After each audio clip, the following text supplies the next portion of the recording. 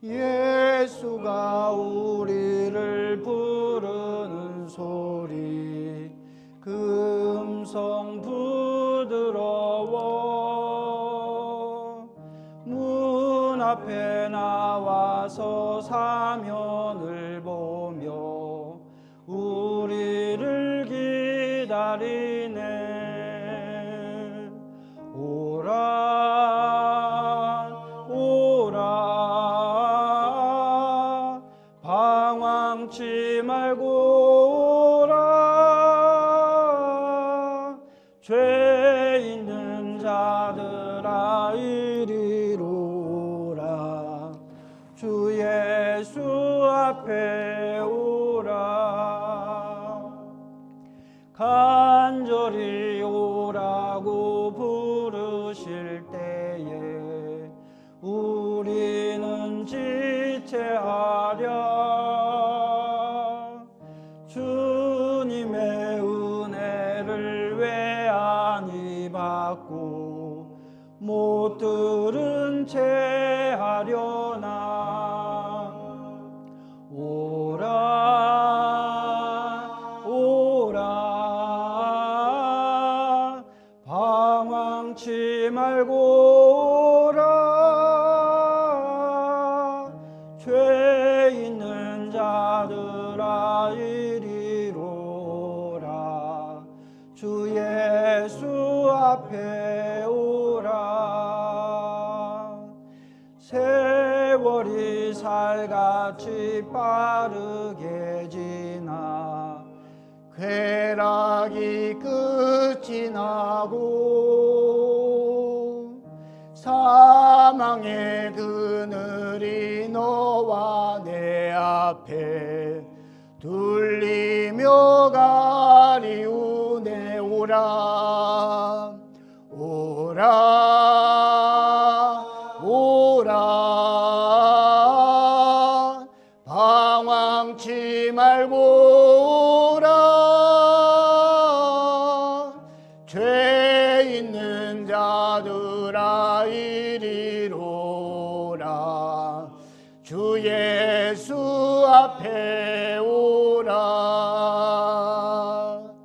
우리를 위하여 예비해 두신 영원한 집이 있어. 죄 많은 세상을 떠나게 될 때 영접해 주시겠네. 오라 오라 오라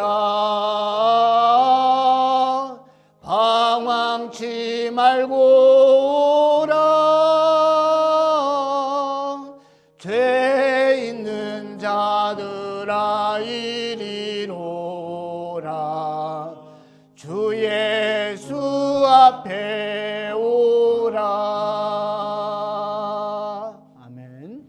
찬송가 529장 온유한 주님의 음성.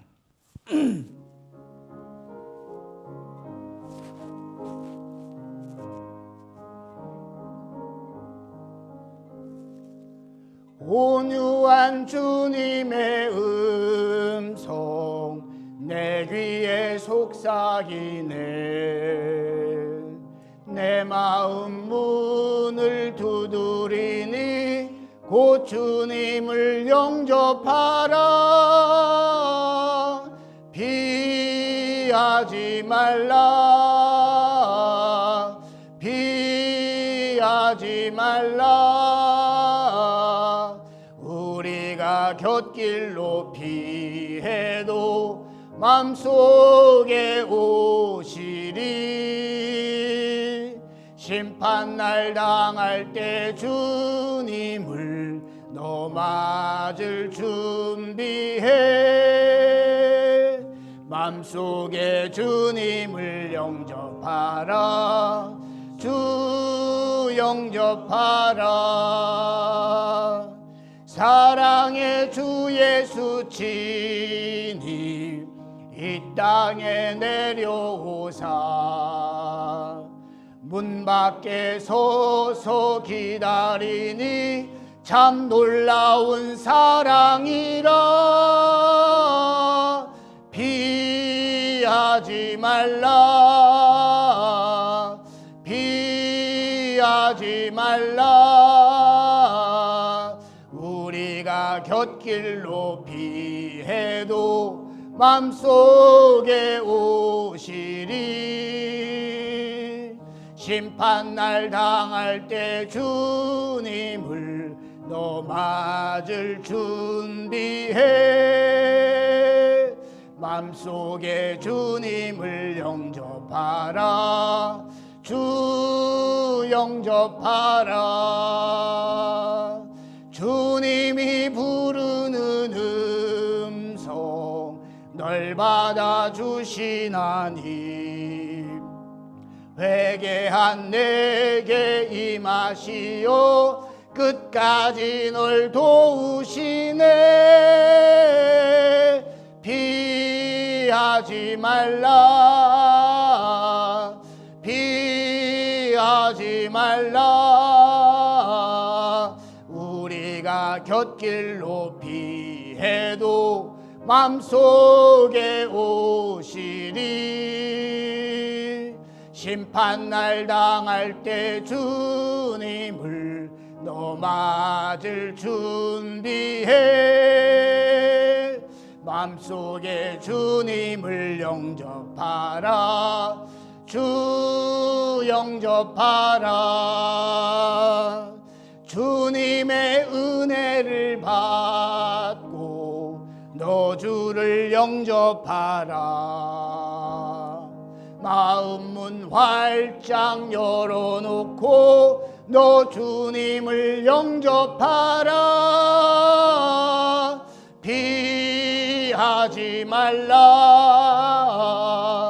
피하지 말라. 우리가 곁길로 피해도 맘속에 오시리. 심판날 당할 때 주님을 너 맞을 준비해. 맘속에 주님을 영접하라, 주 영접하라. 찬송가 353장 십자가 군병 되어서.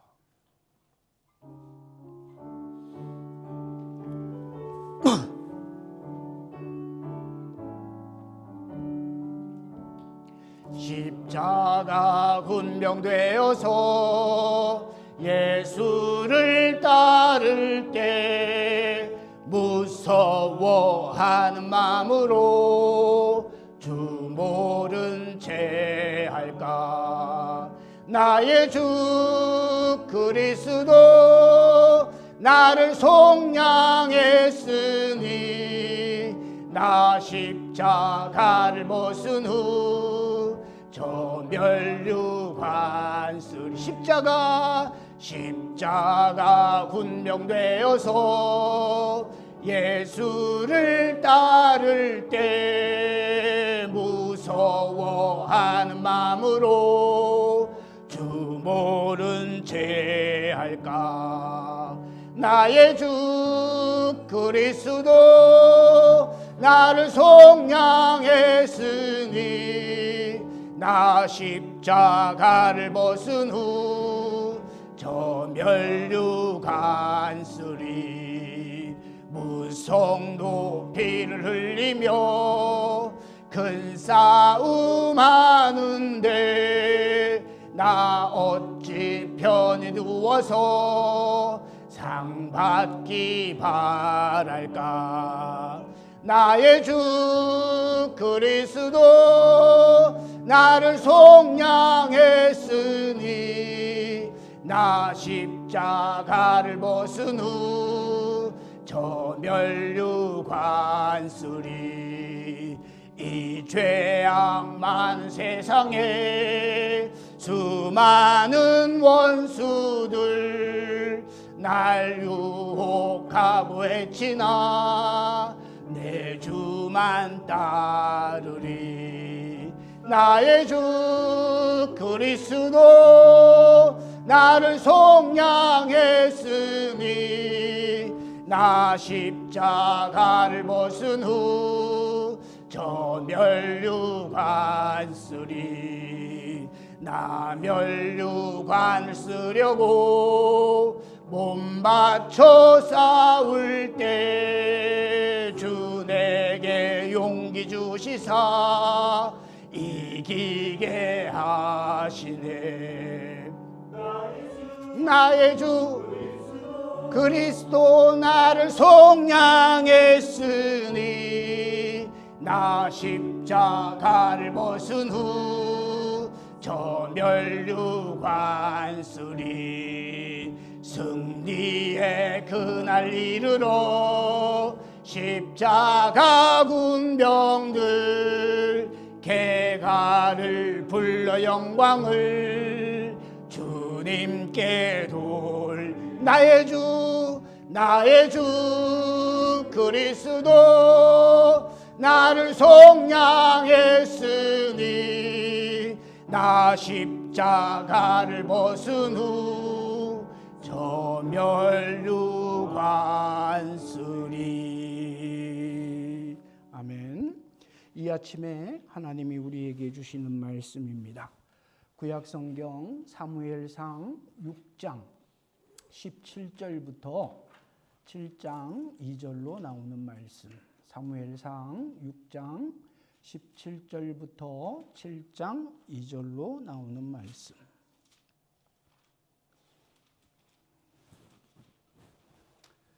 제가 한 절 읽고 여러분들이 한 절 읽고 마지막 2절은 한 목소리로 함께 합독합니다. 17절 제가 읽습니다. 블레셋 사람이 여호와께 속건 제물로 드린 금 독종은 이러하니 아스돗을 위하여 하나요, 가사를 위하여 하나요, 아스글롯을 위하여 하나요, 에그론을 위하여 하나이며 금주술은 견고한 성읍에서부터 시골의 마을까지 그리고 사람들이 여호와의 궤를 놓은 그 돌에 이르기까지 다섯 방백들에게 속한 블레셋 사람들의 모든 성읍들의 수대로 되더라. 그 돌은 베세메스 사람 여호와 밭에 오늘까지 있더라.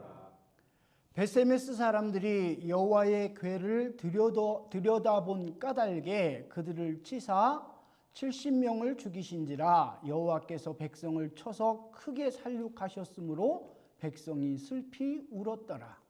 베세메스 사람들이 그들을 이 거룩하신 하나님 여호와 앞에 누가 능히 서리오 그를 우리에게서 누구에게로 올라가시게 할까 하고 전령들을 기럇 여아림 주민에게 보내어 이르되 블레셋 사람들이 여호와의 궤를 도로 가져왔으니 너희는 내려와서 그것을 너희에게로 옮겨가라. 기럇 여아림 사람들이 와서 여호와의 궤를 옮겨 산에 사는 아비나답의 집에 대놓고 그의 아들 엘리야사를 거룩하게 구별하여 여호와의 궤를 지키게 하였더니 2절 같이 시작. 궤가 기럇 여아림에 들어간 날부터 20년 동안 오래 있은지라. 이스라엘 온 족속이 여호와를 사모하니라. 아멘. 우리 잠시 기도드리고 말씀으로 함께 은혜 나누겠습니다. 지금도 살아계셔서 우리 가운데 역사하시며 우리의 심령과 골수를 쪼개시는 살아계신 하나님의 말씀 앞에 이 아침도 두렵고 떨림으로 섰나이다. 주님 말씀하옵소서. 주의 종들이 듣겠나이다. 거룩하신 예수님 이름으로 간절히 기도드리옵나이다. 아멘. 오늘 이 아침에는 사무엘상 6장 17절에서 7장 2절로 나오는 본문을 중심으로 여호와를 사모하니라라는 제목으로 함께 은혜를 나누기를 원합니다. 혹시 목요일 날 저녁에 우박 오고 바람 엄청 불었죠? 피해 보신 분 없으시죠? 예, 저한테 뭐 특별하게 연락이 오지를 않아서 별 피해는 없으신 줄 알았는데 저희가 그날 이제 청년부 모임을 하고 있었어요. 그래서 갑자기 막 소리가 심하고 바람이 엄청 불어가지고 다들 놀래가지고 막 창밖을 보고 저는 문을 열고 밖으로 나갔어요. 왜 나갔을까요? 화분 때문에. 예, 그럴 수도 있죠. 근데 그날 이제 내일 광고 시간에 말씀을 드리겠지만 우리 영국 형제가 차가 나왔어요. 예, 새 차를 그날 처음 타고 와가지고 이제 목사님 기도해 주세요. 그래가지고 모임 갖기 전에 차에서 둘이 이제 기도를 드리고 모임을 시작을 했는데 갑자기 우박이 오니까 제 마음이 덜컹하는 거예요. 혹시 이게 새 차인데 혹시라도 해일 데미지를 입으면 어떡할까. 왜냐하면 제가 전적이 있어요. 예전에 저희들이 미국 처음 와가지고 하나님 은혜로 차를 샀는데 그 차가 나온 지 한 달도 안 됐는데 그때 캔사스에 진짜 골프공만한 우박이 왔어요. 그래가지고 새 차가 그냥 그 해일 데미지를 입어갖고 그 화장지 엠보싱 무늬처럼 이렇게 멀리서 보면 안 보이는데 가까이에서 들여다보면 이렇게 방울방울방울 막 그렇게 볼렁볼렁 들어간. 그때 제 마음이 얼마나 아팠는지 이불을 들고 아니면 매트리스를 들고 가서 차 위에다 깔아야 되나 그 정도로 제가 그런 경험이 있어가지고 혹시라도 우리 영웅 형제가 새 차를 사서 기분이 너무 좋은데 혹시 이것 때문에 또 마음에 상처를 입지는 않을까. 그래서 제가 막 영웅 형제 이거 어떻게 해야 되는 거 아니냐고 막 그랬더니 영웅 형제가 웃으면서 목사님 괜찮아요. 자가용보다는 쇠판이 두꺼울 거니까 염려하시지 말라고. 그리고 이제 모임을 마치고 집으로 이제 돌아가는 길에 가서 차를 살펴보니까 진짜 아무 이상이 없어서 너무 감사했습니다. 제가 설교 전에 왜 이 말을 할까요?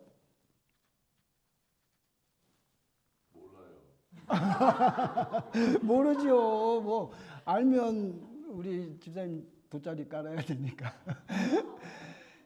이게 우리 삶의 작은 어떤 해프닝 같은 거잖아요. 그죠? 근데 여러분 이거를 여러분들과 함께 나누고 싶었어요. 이 말인즉슨 제가 여러분들과 함께 드리는 예배를 어떻게 한다는 거죠? 굉장히 기다린다는 거죠. 왜? 이거를 나누고 싶은데 이게 얼굴과 얼굴을 보면서 나누어야 되는데 이게 아직도 토요일 주일이 오려면 시간이 많이 남았으니까 마음이 자꾸 조급한 거죠. 오늘 새벽에도 교회에 올라와서 백큐ම් 쭉 하고 의자 세팅하고 앞에 앉아서 기도하는데 하나님이 그런 마음을 주셨어요. 우리 삶에 일어나는 작은 일 하나에도 우리가 그 일이 왜 우리 삶에 일어나는지 그리고 그것을 믿음으로 해석해낼 수 있는 그런 은혜가 우리 삶 가운데 늘 있어야 합니다. 이게 어쩌면 이제 오늘 말씀하고도 연관이 되는데요.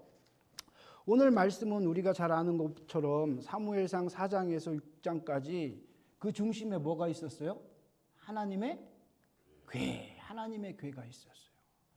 이스라엘과 블레셋이 싸움을 했지 않습니까?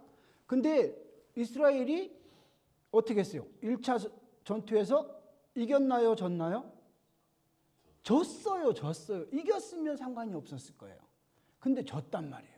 지고 나니까 이스라엘 백성들이 어떻게 했어요? 하나님 앞에 막 간구했어요.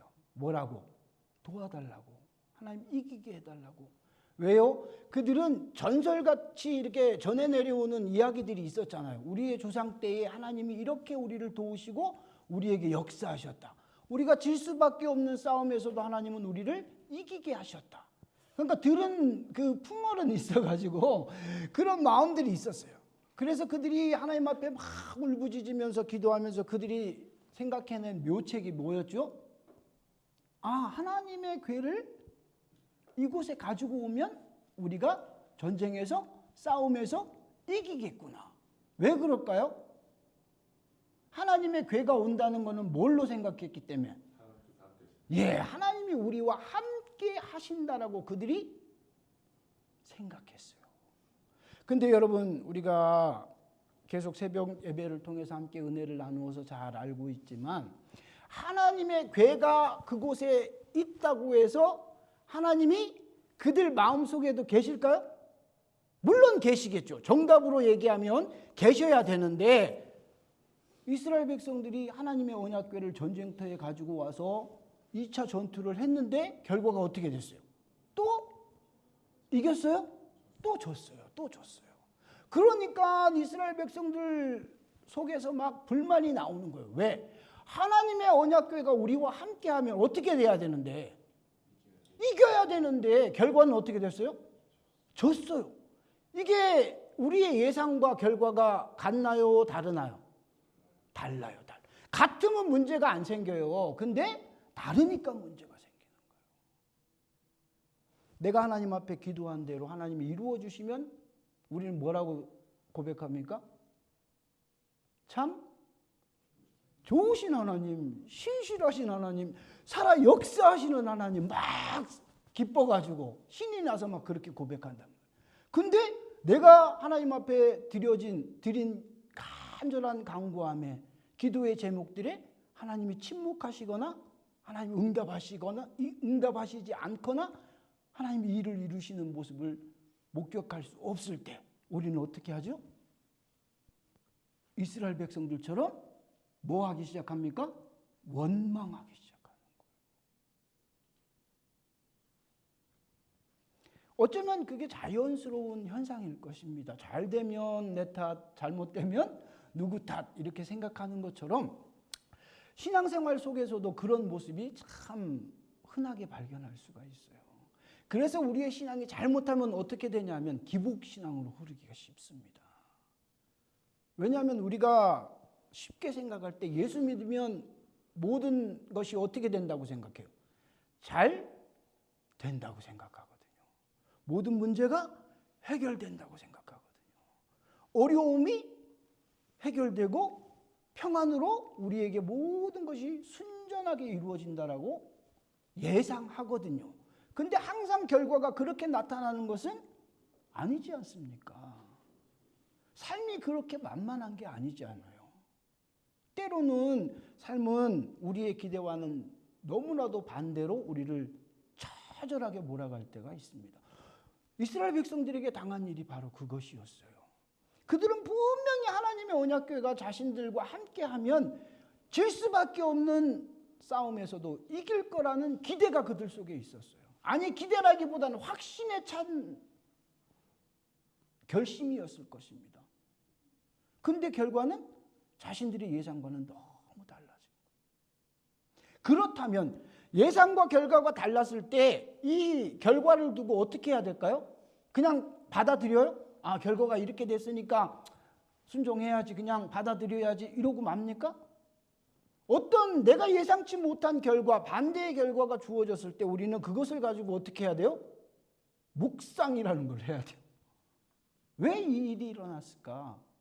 아니면 이 일이 내 삶 속에 일어나게 하신 하나님의 의도, 하나님의 목적, 하나님의 선하신 뜻이 무엇일까? 이것을 생각할 수 있는 은혜가 우리 속에 있어야 합니다. 왜냐하면 이러한 실수를 저지른 가장 큰 이유를 꽂으라면 여러 가지가 있겠지만 가장 큰 이유는 그거인 것 같아요. 너무 당연하게 생각한 거예요. 너무 익숙했어요. 우리가 하나님 앞에 예배자로 서는 것, 우리가 토요 새벽 제단불을 밝히고 주일이 되면 주일 예배를 하나님 앞에 드리는 예배자로 서는 것, 어느 순간 나도 모르는 사이에 그게 내 삶의 루틴처럼 되었고 내가 예배자로 서 있는 그 모습이 나에게 너무 익숙한 거예요. 익숙함이라는 것은 참 귀한 열매입니다. 그죠? 왜냐하면 익숙함이라는 것은 어떤 내 삶 속에 그게 꼭 필요한 어떤 요소로 자리 잡았다는 걸 의미하거든요.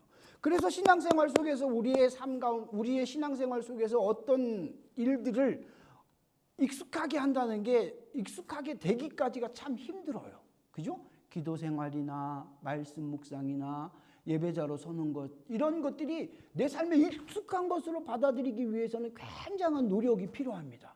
근데 이 익숙함이 우리에게 주는 함정이 있다는 거예요. 우리는 익숙하게 하려고 굉장히 노력해서 그것이 익숙해지는데, 익숙해지고 난 뒤에 우리에게서 그 익숙함 때문에 잘못하면 잃어버리는 것이 있어요. 그게 뭐예요? 떨림이라는 거예요. 떨림. 여러분, 하나님 앞에 예배자로 설 때마다 여러분 마음 깊은 곳에 떨림이 있습니까? 설레임이 있어요? 토요 새벽이 되면 일어나셔서 교회로 향하시는 길에서 운전을 해오시면서 여러분 마음속에 떨림이 있어요? 하나님이 오늘 이 아침에는 나에게 어떤 말씀을 주실까? 목사님이 전하시는 말씀 속에서 한 구절의 말씀이라도 내 마음속에 꼭 붙들어야 하는 말씀을 하나님 주십시오라는 어떤 그런 간절한 떨림이 여러분 속에 있냐는 거예요. 이 떨림을 우리가 잃어버리면 익숙함이 오히려 우리에게 뭐가 돼요? 복이 아니라 해가 될 수가 있습니다.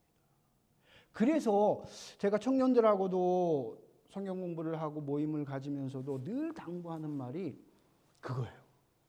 정신 똑바로 차리고 살아야 된다. 여러분, 악한 마귀 사탄은요, 우리가 평안할 때, 우리가 깨어 있을 때, 우리가 정신 바짝 차리고 있을 때 우리를 틈타지 않습니다. 아니, 틈타지 못합니다. 왜요? 우리가 깨어 있고 정신 차리고 있고 스탠바이 하고 있기 때문에, 준비를 하고 있기 때문에, 언제 올지 모르니까 예상을 하고 있는 거예요. 그러니까 모르는 어떤 순간에 쳐들어오더라도 내가 준비를 하고 있으니까 어떻게 되는 거예요? 막을 수가 있잖아요. 근데 마귀는 멍청하지가 않아요. 어리석지가 않아요. 우리가 준비하고 있는 거를 알면 어떻게 해? 쳐들어올까요? 안 쳐들어올까요? 안 쳐들어온다니까요. 포기합니까? 아니에요. 기다리는 거예요. 때를 기다리는 거예요. 어떤 때? 우리에게 틈이 생길 때, 틈이 생길 때. 구약성경 열왕기에 보면 이스라엘의 왕이 전쟁을 나가요. 변장을 하고 나가잖아요. 남유다와 북이스라엘 왕이 같이 전쟁을 나가는데 변장을 하고 나가요. 한 명의 왕은. 그 당시에 전쟁에 나갈 때는 그냥 입고 있던 옷 그대로 전쟁에 나갑니까? 아니잖아요. 뭐를 입고 나가죠? 갑옷을 입고 나가. 갑옷을 입었다는 거는 준비를 했다는 거잖아요. 그죠? 근데 여러분, 그 왕이 왜 죽어요? 날라온 화살에 맞아 죽어요. 근데 화살이 갑옷을 입었으니까 갑옷에 이렇게 그냥 준비된 잘 갖추어진 갑옷에 화살이 날라오면 어떻게 될까요? 박혀요? 튕겨 나가겠죠. 그 성경 말씀을 자세히 읽어보면 잘 준비된 갑옷을 입었는데 해필 날라온 화살이 어디에 꽂혔대요? 갑옷 솔기, 이 목과 어깨를 이어주는 요 틈이 있었는데 해필 그 화살이 거기 그 틈에 딱 박힌 거예요. 다른 데 박혔으면 화살이 튕겨 나갔을 텐데 그 틈에 딱 박히니까 치명상을 입고 왕이 병고에서 피를 흘려 죽었어요. 우리가 준비를 잘하고 철저히 대비하고 있으면 마귀 사탄은 절대 우리를 공격하지 않아요. 근데 언제 공격해? 우리가 이제 좀 됐다. 어떤 문제가 해결되고 나서 그전에는 간절함이 우리 속에 있어요. 떨림이 있어요. 애절함이 있어요. 근데 문제가 딱 해결되고 나고 태산과 같은 시험을 넘어서 그 너머에 딱 도착하게 되면 어떻게 해요? 긴장이 풀리는 거예요. 그때 우리가 알지 못하는 뭐가 생기는 거예요? 틈이 생기는 거예요. 그 틈을 마귀는 기가 차게 알고 공격을 합니다. 다른 데는 아무리 공격해도 소용이 없다는 걸 알아요. 근데 고기만 딱 찌르면 저 사람이 치명상을 입는다는 것을 악한 마귀 사탄은 잘 알고 있는 거예요. 그래서 익숙함이 우리에게 참 은혜고 우리를 보호해주는 갑옷인 것 같지만 그 익숙함이 우리에게 주는 함정이 있다는 거예요. 익숙해지면 익숙해질수록 더 두렵고 떨림이 우리 속에서 매일 새롭고 회복되어야 하는데 이 떨림이 우리 속에서 없어져 버리거나 사라져 버리면 우리의 영적 상태는 틈이 생길 수밖에 없어요. 본문으로 돌아와서 이스라엘 백성들이 전쟁에서 지고 블레셋 사람들이 이스라엘의 법궤를 승전 기념물로 자기들의 신전으로 가져갔잖아요. 자랑하기 위해서, 보여주기 위해서 가져갔어요. 결과적으로 보면 이스라엘 백성이 전쟁에서 패배한 거고 블레셋 사람들이 전쟁에서 승리한 거잖아요. 이걸 더 확대시키면 하나님이 패배하신 것처럼 보여요. 그죠? 상황은 지금 그렇게 보이지 않습니까? 근데 하나님 패배하셨습니까? 아니에요. 그 패배조차도 하나님의 거룩하신 계획 속에 있으셨어요. 그래서 블레셋 사람들이 마치 자신들이 승리를 자축하기 위한 승전 기념물처럼 자기들의 땅, 자기들의 신전으로 가져간 하나님의 법궤가 그들의 신들을 무너뜨리고 토막내고 그들이 살고 있는 성읍에 무서운 병이 돌기 시작했어요. 어느 날 갑자기 이상한 종기가 성에 살고 있는 사람들에게 막 퍼지는 거예요. 그러니까 이 사람들이 그걸 어떻게 생각했냐면 이런 어려움이 우리에게 왜 임했을까? 그들이 생각을 하고 이 근원적인 해결책을 생각을 해야 되는데 그 성경에 보면 뭐라고 나와요? 자기들이 어려움을 당하니까 어떻게? 해결책으로 제시한 게 뭐예요? 다른 도시에 그 하나님의 법궤를 보내는 거예요. 피하는 거죠. 피하는 거. 우리는 이렇게 삶을 살다가 어려움을 당하면 우리가 가장 먼저 생각하는 게 뭐냐면 피하는 겁니다. 이때만 지나가면, 이 사람만 내가 피하면, 이 상황만 모면하면 해결될 것 같죠. 근데 해결되지가 않아요.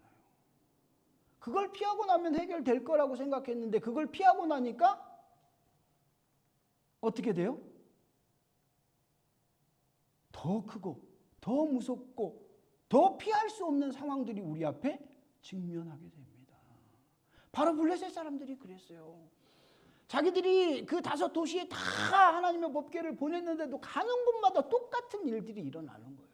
그래서 그들이 지도자들이 모여가지고 회의를 하는 거예요. 이 일이 왜 우리에게 일어났을까? 이건 분명히 하나님이 하신 일이다. 그러면서 그들이 이제 그 하나님이 하신 일을 인정하면서도 사람은 눈에 보여야, 손에 만져져야 믿는다고 그랬잖아요. 그래서 그들이 하나님을 또 테스트하는 거예요. 모든 상황들을 종합해 볼 때 하나님이 하신 게 맞는데도 다시 한번 확인하고 싶은 거죠. 그래서 그들이 준비한 게 뭐예요? 막 새끼를 낳은 암소 2마리. 그리고 그들이 그 독종과 하나님 앞에 드릴 속건 제물을 만들어가지고 함에 넣고 새 수레를 짜가지고 한 번도 멍에를 매지 않고 매본 적이 없는 금방 새끼를 낳은 어미소 2마리를 그 수레를 지게 하는 거예요. 수레를 매보지 않은 소가 수레를 맬 수 있겠습니까? 똑바로 갈 수 있겠어요? 더군다나 새끼까지 낳았는데. 새끼를 가진 어미는 새끼에게 관심이 다 있잖아요. 똑바로 갈 수 없는 거예요. 그러니까 모든 걸 자기들의 방식대로 만들어 놓고 이 순리가 뒤집어지면 우리가 주일에 그 물이 포도주 변한 사건을 통해서 우리가 은혜를 받은 것처럼 사람들은 기적을 바라는 거예요. 도저히 내가 할 수 없는, 뒤집을 수 없는 상황을 뒤집으면 이게 하나님이 하신 일이다. 하나님이 역사하셨다. 왜요? 그 속에는 하나님이 하셨다라는 것에 대한 찬양과 영광이 있지만 또 그 속에 숨겨져 있는 진실은 뭐냐면 내가 할 수 없는 것에 대한 인정이 있는 거예요. 내가 할 수 없는 거를 하나님이 하셔야 그게 하나님의 능력이고 내가 할 수 있는 것이 이루어지면 그것은 하나님의 능력이 아니라고 어떻게 하는 거예요? 착각하는 거예요. 내가 할 수 있는 일도 하나님은 하십니다. 아멘이십니까? 아멘. 내가 할 수 없는 일도 하나님은 하십니다. 아멘이십니까? 예, 하나님은 모든 것을 하실 수 있는 거예요. 하나님을 우리가 잘못 생각하면 어떻게 생각하냐면 우리가 지금 1명, 2명, 3명, 4명, 5명, 6명, 7명, 8명, 9, 10명, 딱 10명이에요. 10명이 모여서 하나님 앞에 예배를 드리잖아요. 그러면 하나님이 몇 분이실까요? 하나님은 한 분이시잖아요. 근데 잘못하면 이 자리에 10분의 하나님이 계실 수도 있어요. 왜 그럴까요? 다 자기만의 하나님이 따로따로 있는 거예요. 무슨 말인지 아시겠어요? 청년들하고도 성경 공부하면서 그 얘기에 대해서 집중을 좀 많이 했었거든요. 그게 우리한테 유리하고 편하죠. 왜냐하면 그 속에는 내가 만난 하나님에 대한 흔적도 있거든요. 고백도 있거든요. 간증도 있거든요. 근데 그게 내가 만난 그 하나님의 모습이 전부가 아니잖아요. 그죠? 단면일 수 있고 일부분일 수 있어요. 내가 만나지 못하고 내가 경험하지 못한 하나님은 더 크고 더 넓으실 수 있단 말이에요. 나는 그 일부를 하나님을 경험한 건데 그게 마치 전부이고 그게 다인 것처럼 우리가 착각하게 되면 하나님을 하나님됨으로 인정하지 않고 어떻게 나만의 하나님으로 잘못 해석하고 받아들일 수도 있게 되는 거예요.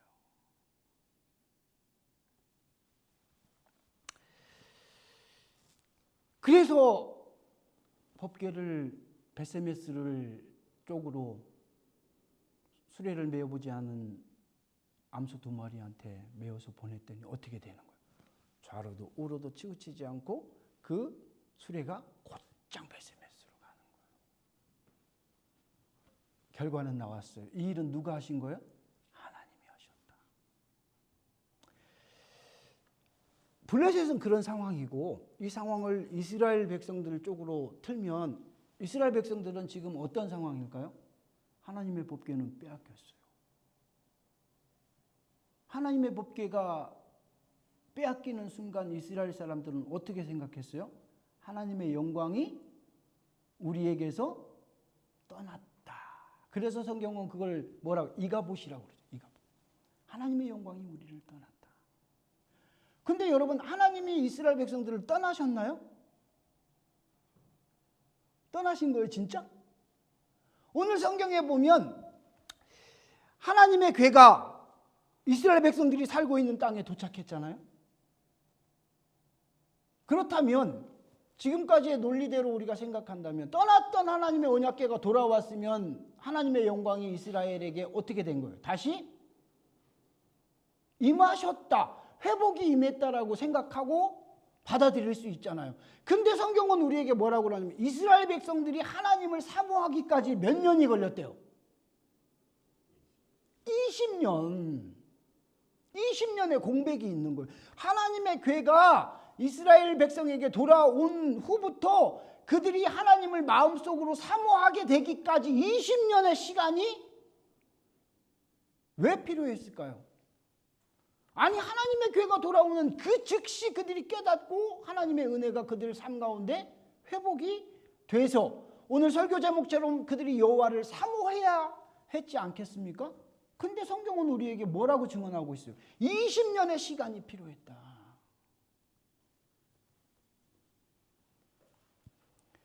여러분, 우리는 하나님의 은혜가 우리 삶 가운데 임하면 즉각적으로 우리가 하나님 앞에 변화되고 하나님의 은혜를 사모했던 그 뜨거웠던 때로 즉시 회복될 거라고 생각합니다.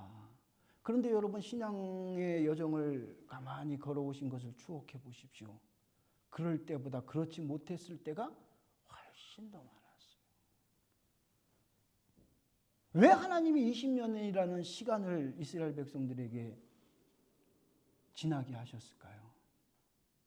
여기서 성경이 말하고 있는 사모라는 것은 그냥 하나님의 은혜가 우리에게 회복되었다 정도가 아니에요. 사모라는 단어가 가지고 있는 원어의 뜻을 보면 애절하게 마음속으로부터 흘러나오는 영혼의 고백이라는 뜻이 이 원어 속에 담겨져 있거든요. 그러니까 그냥 하나님이 우리와 함께해, 하나님이 우리에게 컴백하셨어, 이 정도가 아니고 정말 그 신실하신 하나님의 은혜가 그 영혼 깊은 곳에서부터, 더 쉽게 설명하면 내가 주님을 처음 만났던 그 뜨거웠던 때 드렸던 고백이 하나님 앞에 다시 고백되어질 때 그 표현이 뭐냐면 오늘 성경에서 말하는 사모라는 표현이에요. 애절하게, 간절하게, 처절하게 하나님만을 생각하는 것. 그것이 진정한 회복인 것입니다. 이 말인즉슨 이스라엘 백성들은 하나님의 계가 돌아왔음에도 불구하고 그들 마음속에서 즉시 하나님을 향한 이 애절함, 간절히 사모함이 회복되지 않았다는 것을 우리에게 보여주고 있는 거예요. 오늘 이 아침에 우리는 하나님 앞에 예배자로 섰습니다. 여러분, 우리에게 이 애절함, 하나님을 간절히 사모하는 이 사모함이 내 마음속에 회복되어져 있으십니까? 혹여라도 아니시라면 오늘 이 말씀을 통해서 자신의 심령을 주님 앞에 다시 한번 점검해보는 귀한 시간 되시기를 바랍니다. 말씀을 마무리합니다. 제가 이번 주에 그런 일이 있었어요. 여러분 다 오늘 뭐 타고 오셨어요? 걸어오셨어요? 자전거 타고 오셨어요? 다 자가용 타고 차 타고 오셨죠? 옛날에는 차가 뭐였어요? 열쇠가 그냥 키였잖아요. 그죠? 이게 문 열고 엔진 시동 스타트 할 때도 이렇게 키를 돌려서 스타트를 했는데 요새는 차가 너무 좋아가지고 다들 뭐예요? 차 열쇠가? 스마트 키시잖아요. 스마트 키. 제가 이번 주에 어떤 일이 있었냐면 화요일인가 월요일인가로 기억이 되는데 갑자기 차에 경고등이 뜬 거예요. 무슨 경고등? 뭐 배터리 로우 뭐 어쩌니 이런 게 떠가지고 좀 언뜻 보고는 어우 큰일 났다, 이거 차 배터리에 무슨 문제 생겼나 보다 그랬거든요. 근데 유라가 딱 보더니 아빠 스마트 키에 배터리 양이 부족하다고 이게 체인지 하라 그러는데, 그래가지고 이제 제가 오토카 가가지고 그 스마트 키 그 배터리 사가지고 교체를 했더니 경고등에 뭐라고 뜻인 줄 아세요?